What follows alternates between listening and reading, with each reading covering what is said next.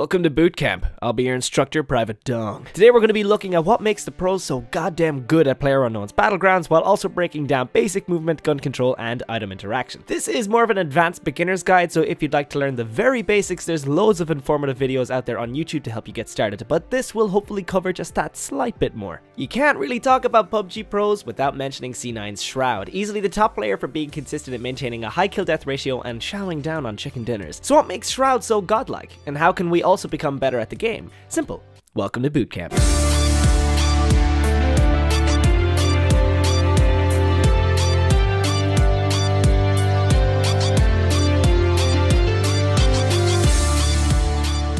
Though hopefully you'll learn a few new things here, keep in mind that this all comes down to your execution as a player. Though all of these points are vital, the biggest and most stressed step will be step 1, landing in populated places. Shroud is an entertainer for his stream. He won't land in unpopulated places because where's the fun in that? But it also forces him and in turn you into combat, both close quarters and mid-range. Putting yourself in these positions will help you to become more familiar with the many different types of firearms, consumables, and frags. Every player, streamer, and informative video will tell you that landing in unpopular places by yourself or going way off map so you can avoid fights will not help you improve as a player as quickly as the alternative. Step 2.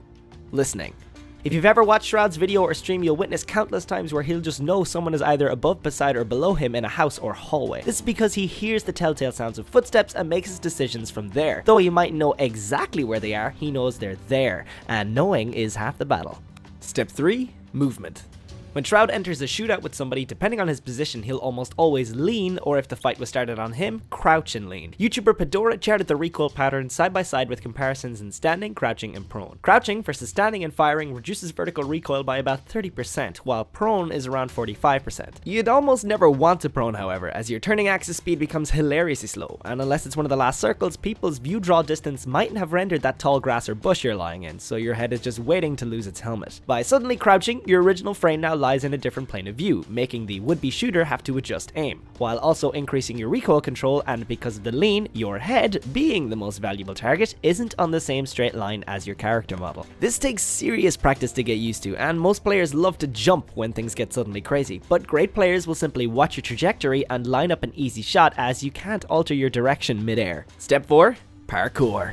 How swiftly you move around the map is imperative, especially in close quarter situations. Your momentum is everything. Situations that require intimate knowledge of this nature are cities, warehouses, and containers. Learn which objects you can leap over, like field fences and cracks in walls, avoiding the need to climb entirely and allowing you to maneuver around unfriendly zones with ease. Be careful with breaking windows though. It's a loud alarm telling your enemies of your position. Also, the lower in height the surface you're attempting to climb, the faster you climb it, just like real life. Step 5. Looting.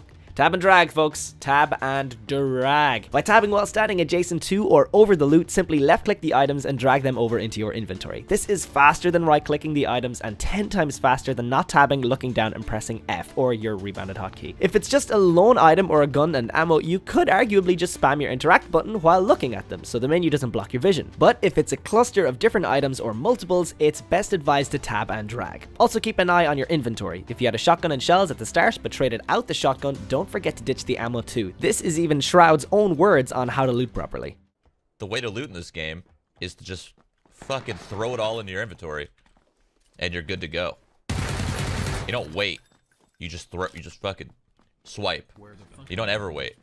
Step 6. Manners. You weren't born in a barn, unless you were, and in that case, more power to you. But close your doors, kids. Get in the habit of closing the doors you open no matter what. It tricks the enemies into thinking the houses might be unlooted and allows you time to prep your escape or fight when you hear the door open. Leaving your doors open not only tells the enemies it's looted, so they'll move on, i.e. faster towards you, but they can also chronologically follow the line of looted houses until they find you, and it's because you didn't close the door that listening for footsteps is now your last chance. Step 7. Healing.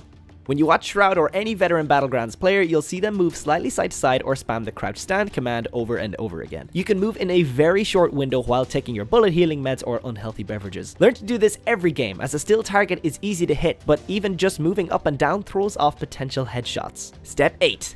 Peeking.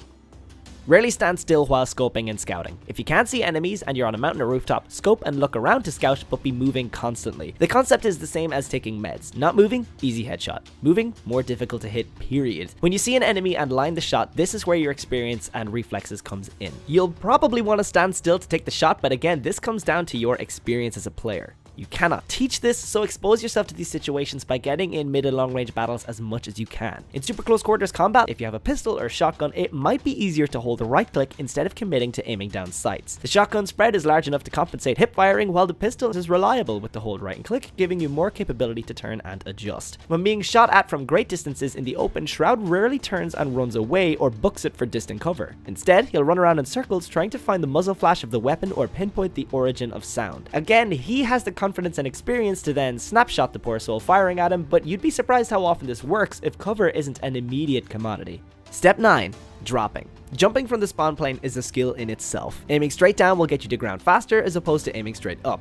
Get used to this so you can land right at doors and be the first to loot. Some players don't realize they can alt and look around while they fall. Use this to gauge how many others are dropping with you and where they land. Step 10. Play again. Experience is the #1 way you'll see an increase in your performance. When you die, don't worry about it. As the great player White Raw once said, more lose, more GG. With each death, you become more aware of positioning, gun sounds, corners, movement, and so much more. But very importantly, the map. Get in as many rounds as you can and try to learn how to traverse your area. Dropping in the same place will get you used to the layout of buildings and loot spawns. Step 11. Navigating zones. Make sure you're always aware of the blue zone's position and timer. The running man symbol above your map is your distance with respect to the zone. If your guy is anywhere other than the far right, you're outside the new allocated play zone. There's a serious amount of strategies, numbers, and timings when it comes to the blue zone, but for now just try to stay out of it. Loot accordingly and keep note of your positioning and where others could be coming from. Little tip: landing in the center of the map is a safe way to more guarantee a closer trip to the new zone if it doesn't spawn on you. We hope this advanced beginner guide proved useful to you. If you'd like us to do more or want to tell us how you're feeling, let us know in the comment section. Subscribe to stay tuned for more videos like this. In our next video, we delve into what makes players like Ninja and Myth so amazing at Fortnite.